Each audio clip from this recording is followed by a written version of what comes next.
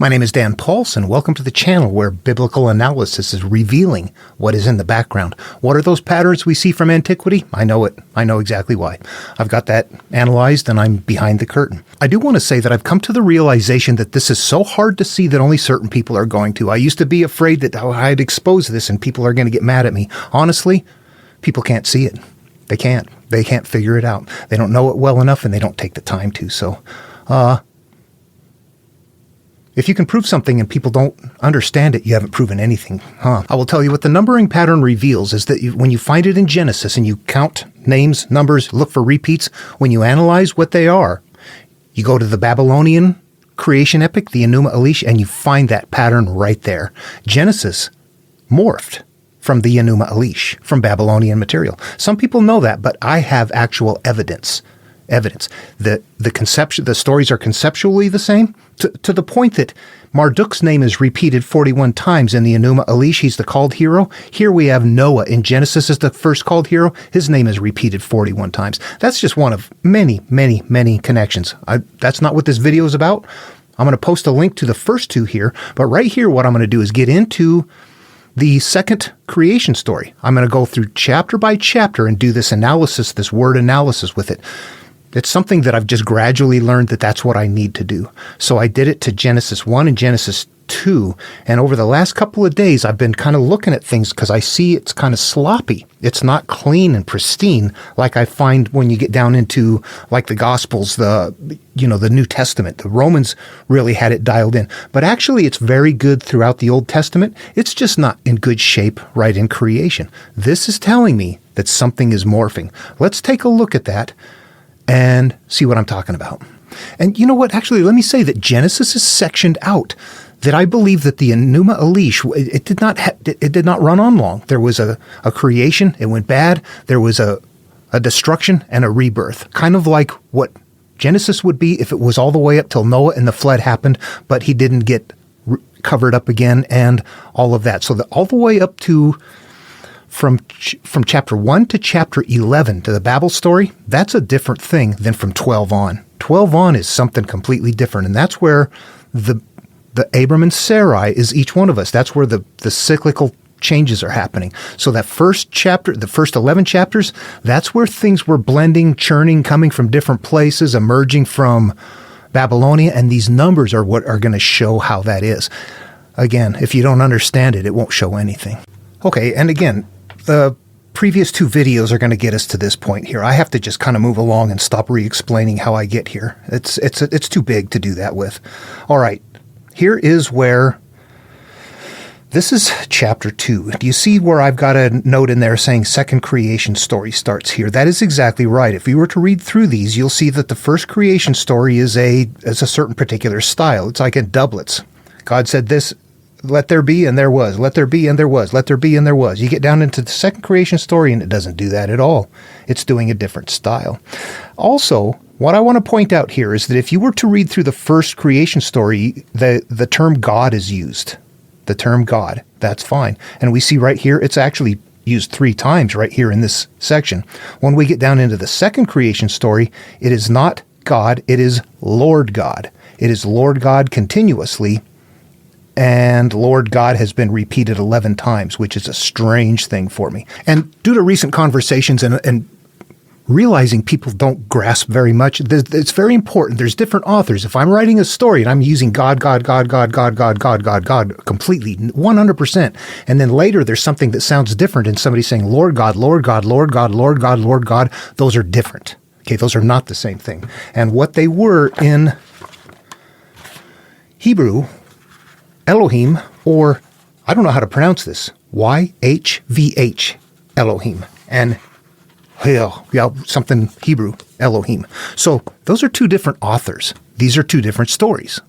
So what I want to do is talk through here. What I want to say right off the bat is that this more closely resembles what I find in the Babylonian material, the Enuma Elish. This is a crossover from Babylonian to Jewish material. The Jewish analogs kind of clean things up, but there's things in here that are numbering that are not quite right with Abrahamic material, and you just have to take my word for it. Unless you learn it, you'll go, okay, I get it. I see what he's talking about now. Most people will never understand, and that's why it's so safe, I guess, to just go ahead and expose it. People don't get it anyway.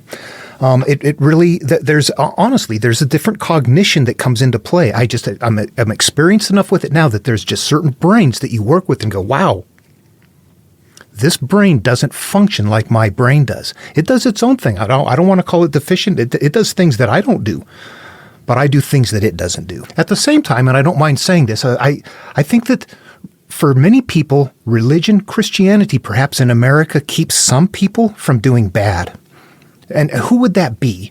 I've got a video up. I did one on, there's a point where people in evangelical circles are talking about Noah naked in his tent, his son covered him up, and they interpret that through some process, a magical thing that they do. They interpret that to say that indicates that Ham had gay sex with his father, that Ham plugged his father or something. Why would you interpret that story that way? Why would you, how can you get that out of that story? Noah is drunk in his tent, naked. His son covers him up.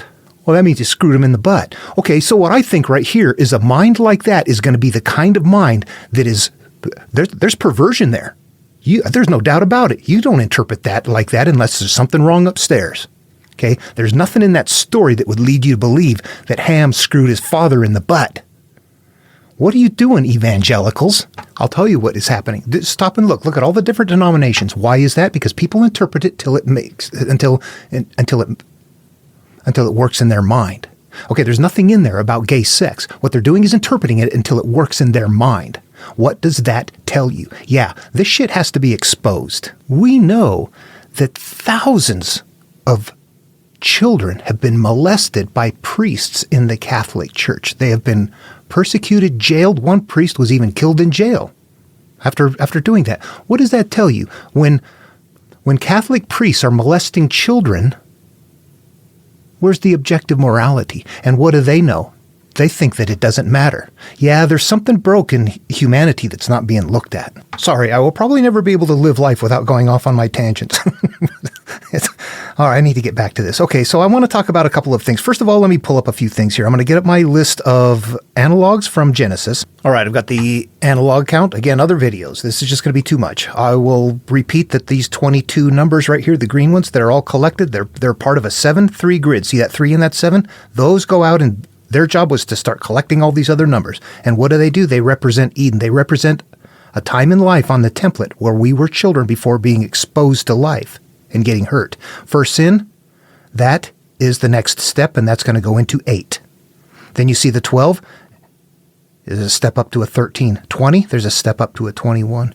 I believe there's an 11 in here. I'm not quite sure. There's something showing up. Yeah, there's some slop in here. Okay, these 22 numbers are repeated over 6,052 times in the Bible. If you see patterns in the Bible, that's why. I sure do. I talk to Christians who do not see patterns at all. They are all over the Bible. Some are very critical, but they can be obscure because they're conceptual ideas. People don't grasp that they're conceptual, that they're not real. They're a puzzle. They're a mental puzzle. So they don't work through the puzzle. They just read it as it's at face value. It'd be like reading the tortoise and the hare and saying it's true or it's not true without realizing, no, there's something in there. There's a message you're not getting. That's exactly what is happening here. There's a message in there that those who carry the ark don't see inside. Metaphor, same thing. That's what we're doing right here, opening the ark. Here's how to tell whether or not you can understand them or not, though. What does it sound like if you say Moses went through the Red Sea and then spent 40 years in the desert? How about Jesus going through a baptism and spending 40 days in the wilderness? Do you see a pattern there? Do you see where Jonah goes into a whale for 3 days and emerges, that Jesus goes into a tomb for 3 days and then emerges? Do you see patterns there? These are the kind of patterns. I remember talking to a guy that was all about Greek myth one time. Oh, yeah, it's a conceptual thing. He was into the myth but didn't understand that it was on a template. And I was trying to describe it to him, saying the point where Jason sails through the clashing rocks and they barely make it through is the same place on the template. On the template. On the template. Do you hear me saying that? Where where Jason goes through the clashing rocks and Moses goes through the Red Sea. And then there you go. You're on the other side of this. And the person was arguing with me that those are absolutely not even in the same physical location. They're not, it's not even possible that they could be the way. I was like, no, these are conceptual ideas on a template. He couldn't understand that. Let me describe a conceptual puzzle. I use one, I make it up. It's an easy one, and it's one of the most common issues. It's the reason we go on the path is because we have cyclical issues. There's problems. Something happened to you in life, and you have this belief, this feeling, this pain, this anger, this something unresolved that all through your life it eats at you. It comes up, it emerges, it gets triggered. So the idea here then is to tell people that, and they go, yeah, I don't care. I'm not doing anything about it. The people that say, you know what, I'm tired of this. I don't want to carry this anymore. I want to heal. I'm going to face this, whatever it is, and try to put it to rest so I'm not carrying the load. It's a burden. It's hurting my life, and it's hurting the life of people around me, people that I care. It decays the quality of my life by carrying it. I want to unburden myself. When that happens, it is something that I've had to do in my life, which has allowed me to interact with this material right here so that I know it experientially and not simply academically or what my own invented ideas are. I can extract the template from here and interact with the material for healing, resolving the odd against my brother.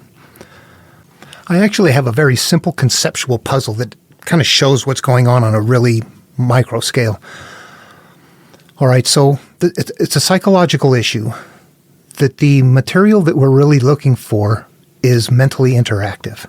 And at the template, it all is. The template is based on the cycle of a human's life. First sin is learning that it's, life is not what I thought. I mean, it hurts. There's bad stuff out there. We start picking up things. We start living through those memories and those experiences. And depending on where we are, we become products of that right there. And unknown, we just become products of that unless something gets us out of there. That happens to a few people, but by and large, most people get caught up in it. And we live life unaware that we're just experiencing life. And if it's good, there's no problem. But if it's bad, there is a problem. And then what happens is that we continue to live and experience life through that bundle of memories. And when we learn that and we go, I'm tired of carrying this burden. I don't want my life to be like this anymore. Then what we do is we need to turn inward and start resolving those issues. Now, that's a tough thing. People don't want to do that. And if you want to teach that into a population by word of mouth, it's not going to go. That's it. It was word of mouth. People didn't read, people didn't write. All right, but they're smart. So all of these verbal puzzles and code and stuff, it seemed to me like was something that we kind of lost touch with it. The reason is because they had it memorized and we don't. We've got it written down. You see these word counts and you go, oh yeah, you need the computer for that. But if you had it memorized, you could do it in your head. They could do it in their heads. We can't. And by that, I mean I have to use the computer to do what a 12-year-old kid 5,000 years ago could do in his head that knew what was going on. Okay, so I want to pass that lesson around, but it's not going to go because people are, I don't want to do that. It needs to get to the right people. So you put it in, you nest it in something. My favorite one is an anchored ship cannot sail. You just say that and people would go, okay, yes, I'll comfortably pass that along. I don't mind. And there's different levels of interpreting that. First of all is my intention right there. I am the teacher, I am the guru, I'm the person that made that verse, and I very much intend it to mean that I'm the ship, and as long as I'm anchored to something, I can't come free of it. That's it. It doesn't mean anything else. At the level of psyche, that's what it means right there. That goes out into the public. An anchored ship cannot sail. But a person has to know how to read the analogs and convert it and put themselves into it. Living verse is this right here. Okay. A person that doesn't interpret it is just going to look at it plain language and say, yes, of course, yeah, your ship will be grounded or it'll float off or something like that if you don't anchor it. Yeah, you don't want to do that. Or if you do want to sail off, you have to pull up the anchor. That's a stupid thing to say. That's kind of obvious. All right. Well, maybe not. You could say an anchored ship cannot sail, saith the Lord, and then it'll take on a different flavor right there. Okay, so somebody, though, comes along and understands that it's a metaphor, and they go, no, I'm the ship. They understand what to do with it, but there's one thing that both of those to do, they're looking outward. It's going to be about the physical world and about their physical experience, not a mental experience, but a physical experience. And it can make sense. A person could say, well, yeah, an anchored ship cannot sail. I'm the ship. As long as I'm holding on to my dead-end job or this relationship that's not working, I'm not getting free. I need to do that. I have to let go of this in order to sail free. And you would go, oh, yeah, it sounds good. It makes sense. And it works, doesn't it? That's a truism. But is it the deepest meaning? It's going to be layered. Is it the deepest? No, it's not my intention. Does somebody get something out of it? Yep. They get something out of it for them. They interpreted it. And they know to let go of that stuff to get free of it. Yet at this layer right here is where Christianity resides. Because somebody else comes along not knowing it, and they make it about them, and they say, oh yeah, an anchored ship cannot sail. When you're sailing, the seas are rough. There's all kinds of evil out there. And when I was born in an orphanage, I didn't have a family. I was molested, abused. I really didn't have any opportunity. I was headed for jail. I was a bad kid. I didn't have an opportunity. I didn't have a chance. But I found something, some sanctity, a group, somehow something that I could join. And I'm part of a community now that is where I feel good and I'm doing something different. So being anchored means now that I'm not is a good thing. And you'd go, well, son of a bitch. We got multiple interpretations. People are making it about them and they're making it about the physical world. There's still only one lesson. That thing that I'm hanging on to in my head, I can't be free of. That's the deepest layer. That's what we're looking for in this material that people aren't getting. They're all over that layer too, interpreting it, or the atheists denying that it means anything, while the theists are making it about what their feelings. Okay, it's on the template is about human life cycle, and the crossing of the threshold, this hard part, is turning into those judgments, those memories. That's where we turn inward to go find where the real God is. It's an inward path. We lost it as we're going through life, and people that are never going to turn inward and stop and do it, they're not going to get there. They're going to carry it. We need the theists because they carry it. The atheists, they would have it gone, and then it would be lost. But you need to understand that the religion is the carrier shell. It's not what is really nested in at the deepest level. All right, let's go back to looking at how this works, and I can show you the multiple layers of it right here very quickly. First, let's go read something from Genesis itself. There's a verse here, and Lamech took to him 2 wives. The name of one was Adah, and the name of the other was Zillah. Now, if we're doing the story right, our conscious is Lamech. That is the conscious self. Adah and Zillah are the 2 possible inner selves. We can go good, we can go bad, just like Cain and Abel. I got to stop for a minute and explain something here because I haven't done this in a long time.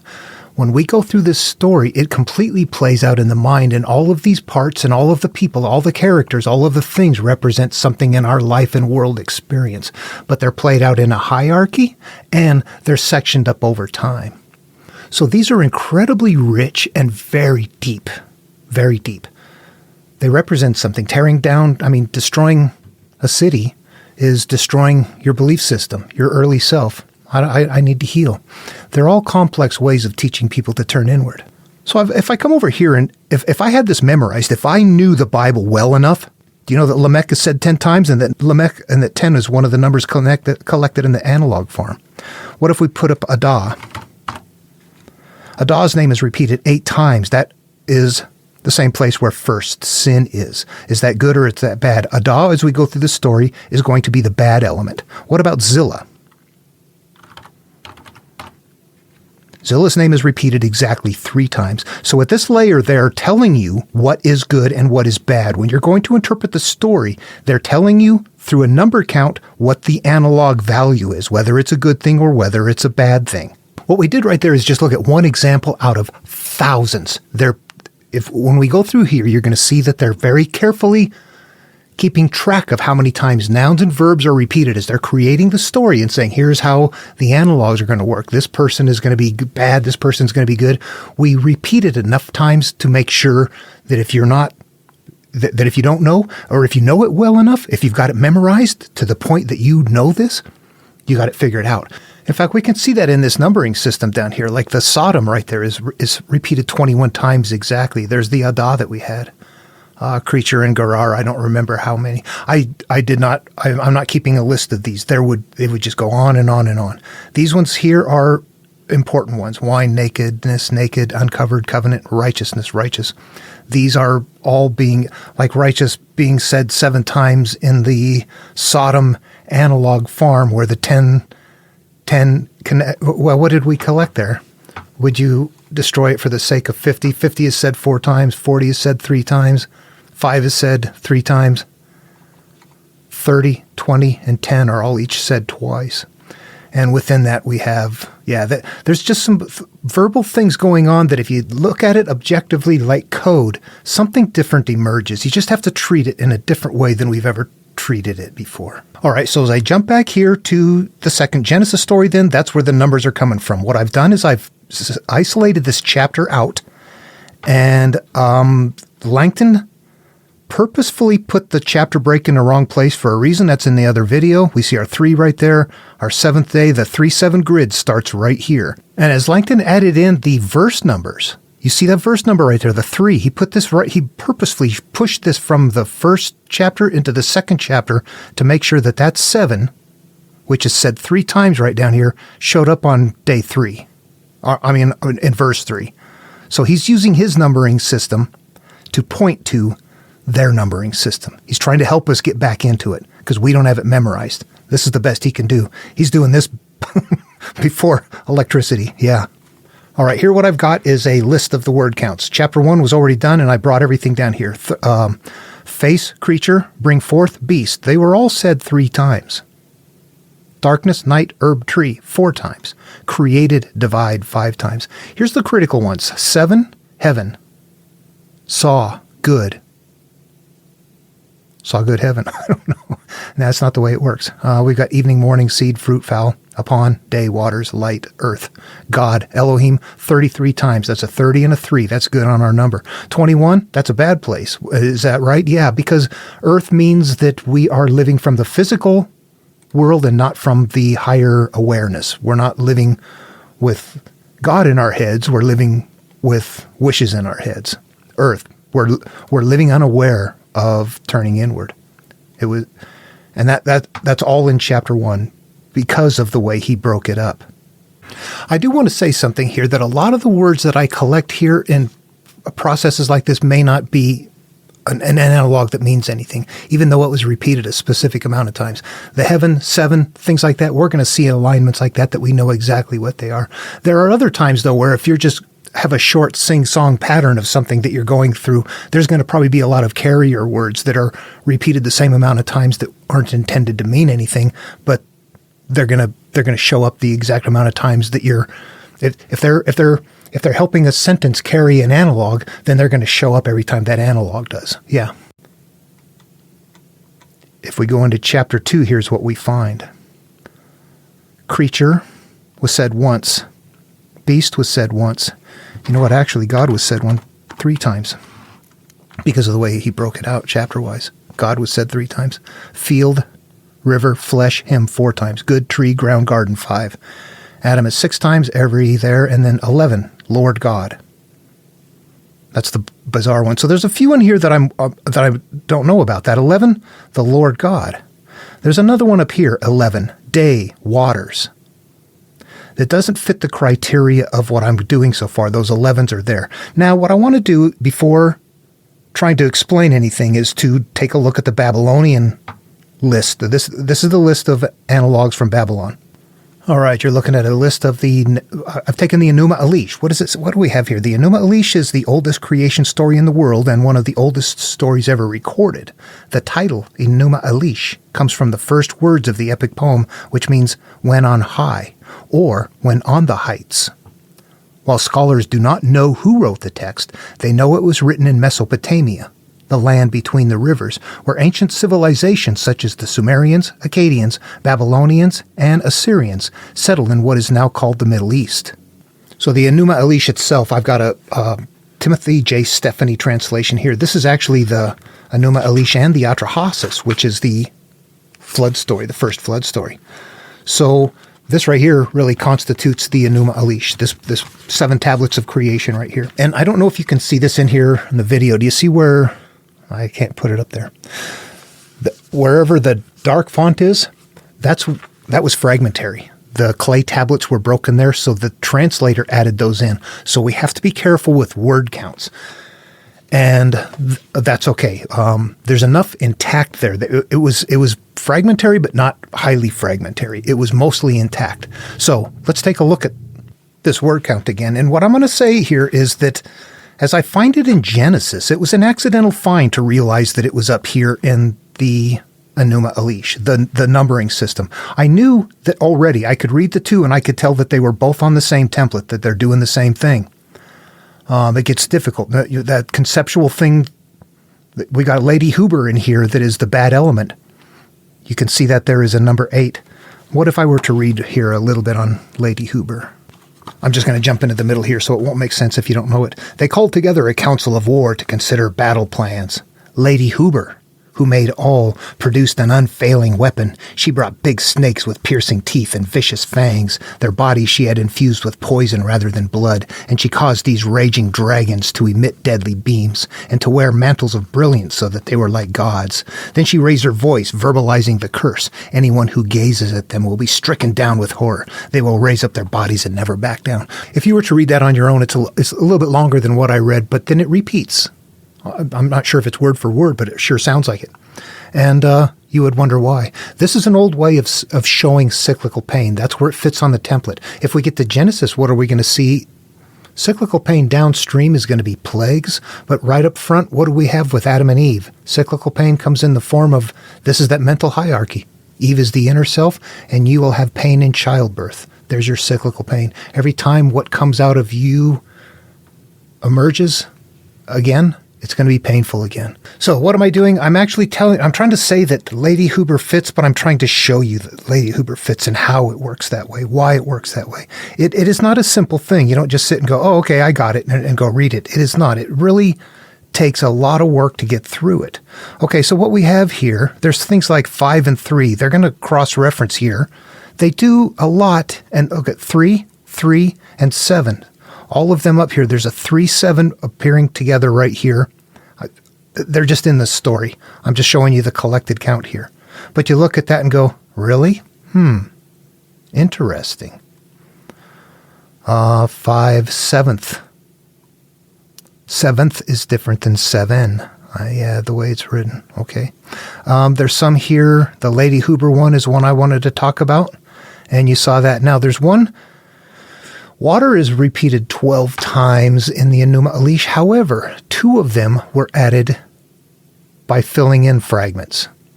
So water may have only been said 11 times or 10 times. Remember over in the word counts from chapter 1 in Genesis, waters was said 11 times. Yeah, that one's, it's there. I'm not going to call that very strong, but I'm looking for alignments and things that are weird, and that 11 showed up there. The day, the waters, and back over on we've got the number 4, and possibly water. Maybe, maybe not. Anyway, night being 13, oh, that sounds okay. That's a dark thing. Wind, I don't know. Likewise, sound like an analog. This is like that. Let's see, fate, naming, memory, and emotion, King U. Those are repeated 17 times, and that's one of our analogs. Word, repeated 33 times. Now, the interesting ones are things like Marduk right here. Marduk is the called hero in this story, and Noah would have been the called hero in the Genesis story if it was by itself, and his name is repeated exactly 41 times. Name is repeated 43 times here. In the book of John, it is repeated 41 times. All right, I have to bounce around to do this stuff to figure things out, and I see the cross-reference. Of course, I can translate it in the stories, but the numbering grid was something that was like, oh my gosh, do you see the 7 in the heaven and the 7 and the 3s and the 3-7 grid from there and the 3-7 grid from here, or variations, but then it's not exactly right. There's a lot more 6s, and what I'm thinking is that early on, with smaller material, there was a smaller number pool, and that as they came into Genesis and it started turning into the Torah, and the Judaism was emerging, that there was the need for more analogs, and that is where the change started coming in. The Adam's analog farm and the, who is it? The Shem and Sodom, those three locations right there where they're gathering up all these numbers, those three odd places down there. And from there on, things are pretty straight. But up here, you just look at it and go, I don't know if I quite see it quite as much. And I do see, I see a good amount of this is exactly right. But for the ones that aren't right, like that I don't know. Some things that are definitive out of here, of course, is seeing of course, you'd have the style differences in here and the Lord God being said 11 times. Yeah, boy, that's just weird stuff. I don't think that those are accurate, but I think that there was something transitional going on here in the beginning of Genesis as far as the numbering system goes. The stories read fine, except that they're definitely different from each other and they're doing different things. Man is only created in the second one, not at the first one. I'm going to pause for a minute and show you an example of how straight it gets. I'm going to go right to chapter 12 in the Bible. I've isolated that. Let's go pull up some numbers right here. It's like these ones are just, that's what I'm used to seeing. These ones are just spot on. Okay, here it is, chapter 12. And you can see that I've got it isolated out. It is not in the book of Genesis. It is all 20 verses right here by itself. Okay, watch this. Lord. 7 times. Abram. 12 times. Sarai. 3 times. East is 2 times. Bethel. 2 times. High. Just once. Let's see. Egypt.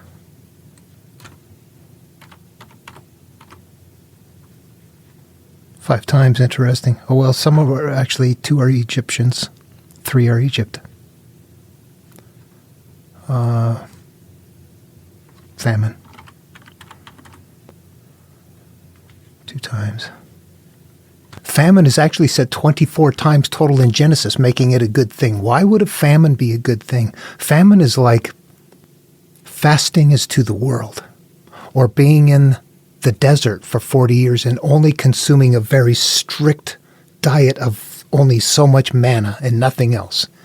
It represents the idea of spiritual consumption. Famine means I'm not loading my brain. Let's see, fair.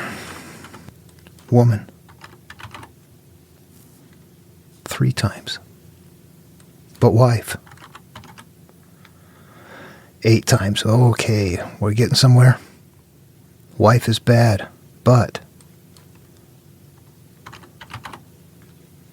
woman is good. Yeah, wife is our corrupted inner self.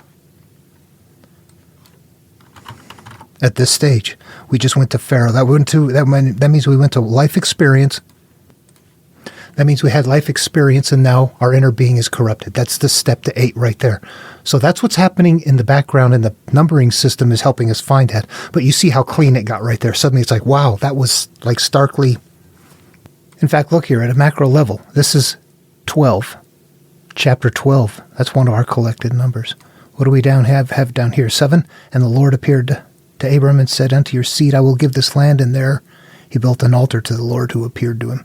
The Lord appeared to him, unto this land I will give this seed. That means that all of the qualities and characteristics and memories and everything that you decide upon in life are going to reside right here in your mind.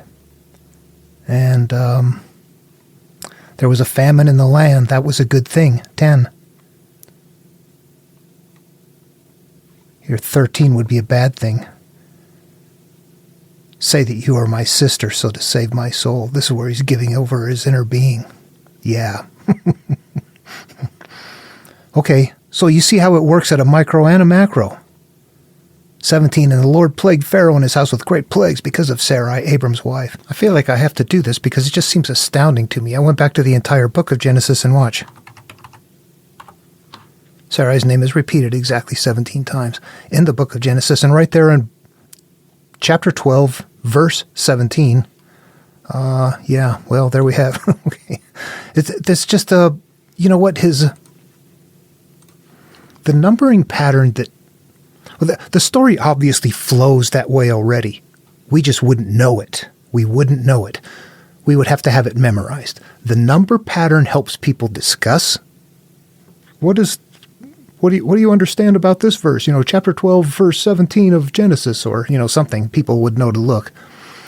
But more than that, what is happening is that he's following the background number pattern using his numbers to point to their numbers. He's trying to guide us back into it, or at least providing a way in to the seekers. People aren't going to find it. So so you get up in the creation and go, yeah, something's merging from the Babylonian material, which is fragmentary in itself. It cleans up. That's why I think Genesis is the place to stay. It dials in. And when we get down into, the book of Matthew, 3 said 12 times, 7 said 12 times, 12 said 12 times, it's just, it's like, oh, wow. They really dialed it tight, and nobody sees that. All right, what I'm going to do now is go back to the second creation story and talk about it in completely different terms. This time, what I'm going to do is describe what is going on. You see that man 12, wife 2, flesh 4, they, Adam 6. See the repeats? Name 5 in this chapter, 115 times in all of Genesis. Name is judging, creating a memory. I name that. I hate that. I like that. I want that. We're naming. Okay. What we have here is the 3-7 grid starts right up here at the top. And it's going to parallel naked, unashamed in the Garden of Eden down here. Those two would be side by side. And what is this? 25 down here. 25 is a good number. 20 and 5. That's the place to be. Naked, unashamed in the Garden of Eden. That's pure state, child, laughing, giggling, eating cookies, don't care about the world. Don't care that we're naked.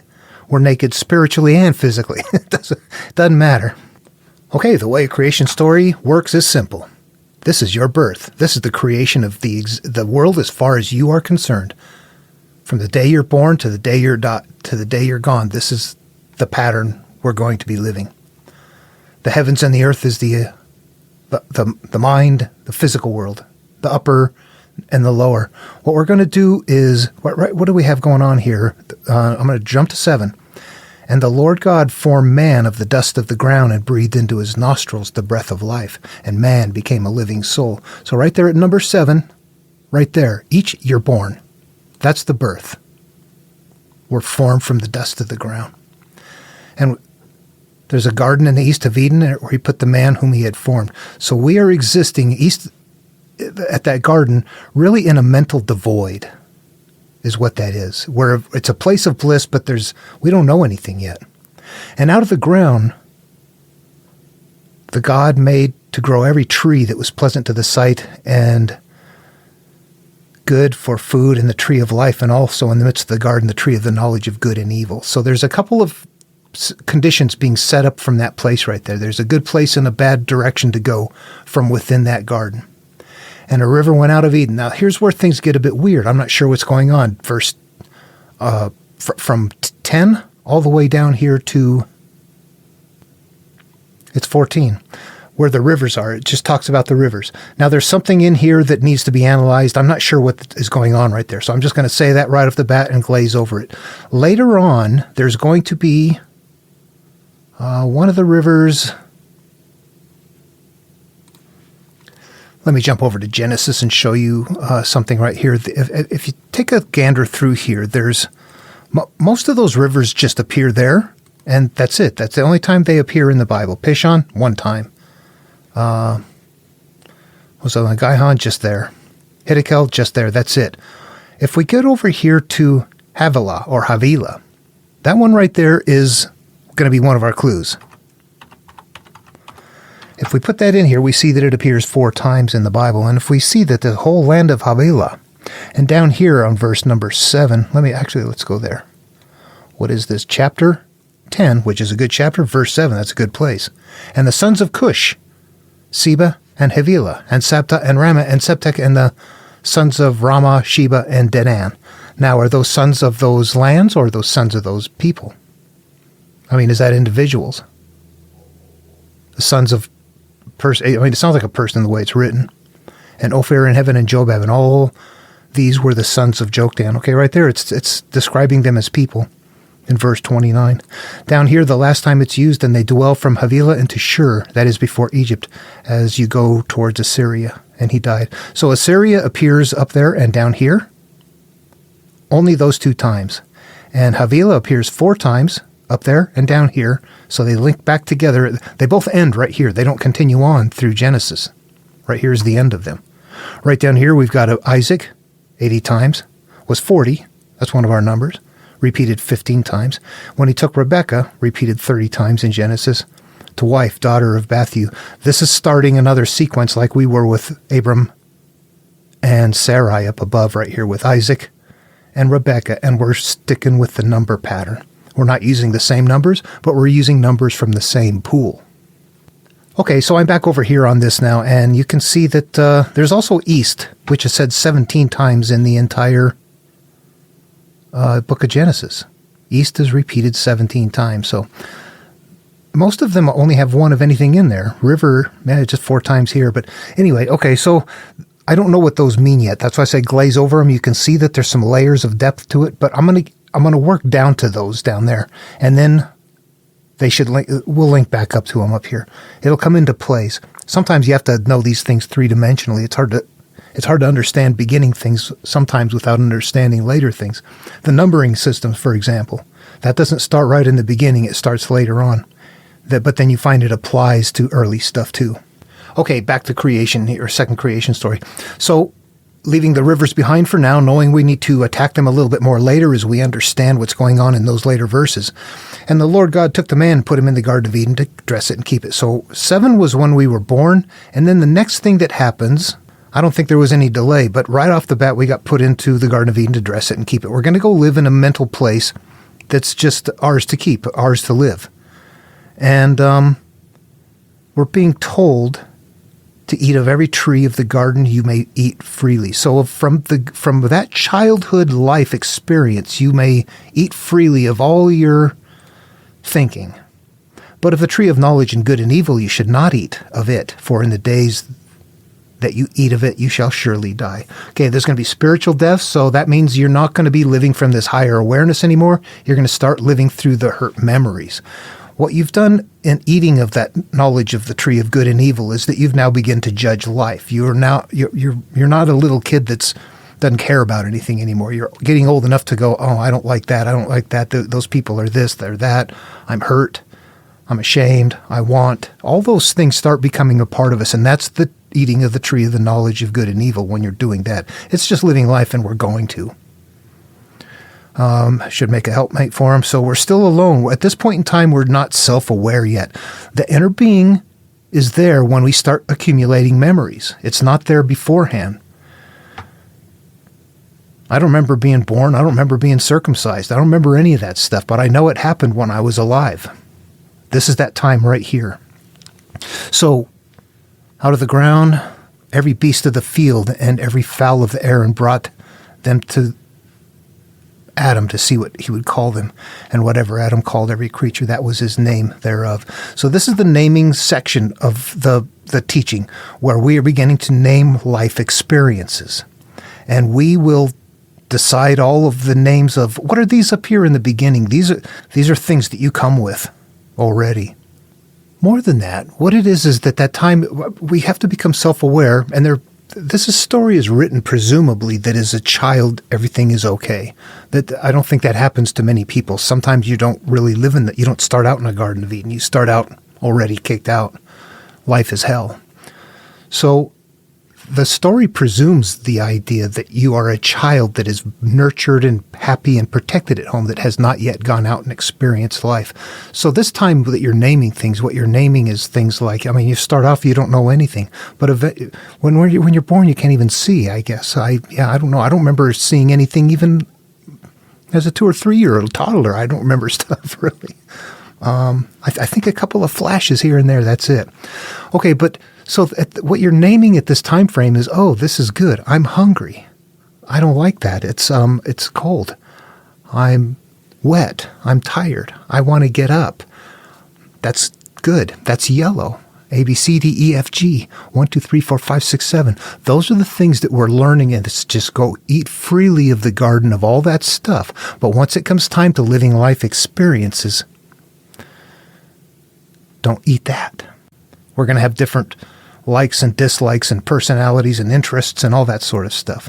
Different drives. Okay, so then, what happens then here? The deep sleep, fallen man, took of the flesh. So, of course, that didn't really happen. What that's describing here is the idea that the woman, this is where the hierarchy is being established, but the woman is coming from the man. And, this is important if you knew an earlier Genesis. There was a story of Lilith. There was an earlier wife of Adam in Jewish literature that is not here. That Lilith, that first wife, Adam and Lilith, were both made from the ground. And Lilith wanted to have dominance over Adam in sexual positions. And Adam didn't stand for that. And so now, in this case, what they're doing is taking... The woman is coming from the rib from the man. She's coming from the man instead of from the ground, so she's not equal to him. But what that is doing, it's establishing a mental hierarchy. The woman is the inner self that comes from us, it emerges from us, and isn't there right in the beginning. The man's there first, then the woman shows up. The conscious is there first, then the inner being shows up. And now we are, she was taken out of man. That is the inner self emerges from the conscious choices, decisions, experiences, and the way that we feel and the way that we decide to remember them. The man is in charge of that, which means the conscious is in charge whether it knows it or not. If it's just accepting and getting hurt, it's in charge of putting that away. It doesn't know that it's doing that. When we remember things and go, I hate that, that's exactly how the brain works. But it's going to end up serving to hurt us if it will. Okay, so then, therefore, a man shall leave his mother and father, and shall cleave to his wife, and they shall be one flesh. So this is telling us to leave behind where we come from, or where we're born from, and we are going to be living as an individual human being, self-aware. But at this point in time, we're naked and not ashamed, so that everything is pure. That's how this story works as I see it. Interpreting the analogs treating it as on a human life template, that is how I would read that to be. And the rivers, again, has to happen, emerge. So anyway, so that's it for this video. There's more on the numbers, but it took me a couple days. I can usually roll one of these out a day. It's pretty quick to go through and you just plug in a few numbers, do some counts. Once you have it figured out, it goes quicker. It's just a matter of having it memorized. But as I realized to do that, and I come up here, I go, boy, this one doesn't look very clean. And from the numbering pattern, there's some stuff in there that's very specific. His 3 of 7 alignment, that shift, the day 7 that you're born, the dust of the ground, and the second creation, those things are just like, whoa. I don't know right off the bat that it's going to be flowing super tight like that. I think as time goes on, it gets better. But anyway, no, I see some magic flow in there, but it's fun stuff. There's good stuff in there, but it's not what you think it is.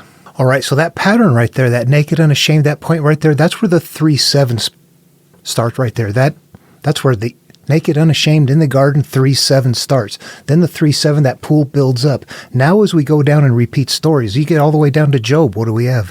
Job starts off with 7 sons and 3 daughters. We got a male and a female component.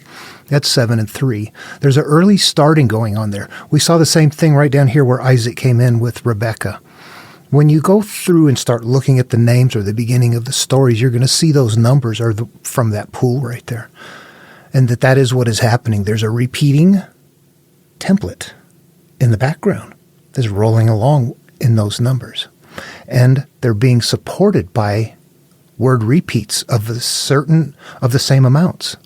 Those 6,000 numbers of the 22, that's probably only half of it, because all the words are now repeated the same amount of times as those numbers. In so many cases, it's really big. All right, hope this was fun and interesting. It's just kind of a fun puzzle to solve. You really have to be detached from it. You have to absolutely be non-emotionally to get this. You cannot hate it or love it. You have to be able to see it like a scientist. Very objectively, open-minded, and then understanding that it is an inward personal path, though. There is something very specific there. There is an inward path to take to get you to a pure inner self again, to where you're living from your higher self. Why did Eden get blocked off there? That's going to happen later. But the reason that is because that was a place we can never return to. That was a place before we had life experiences. You can never go back there again. It would take a lobotomy. You'd have to forget everything you ever experienced in order to get back to Eden. That's not going to happen. So we have to go to a new place after having gone through the experiences and resolved those experiences. That's the pattern we're going to be seeing. All right. Hope the video was fun and interesting. I'll see you in the next one.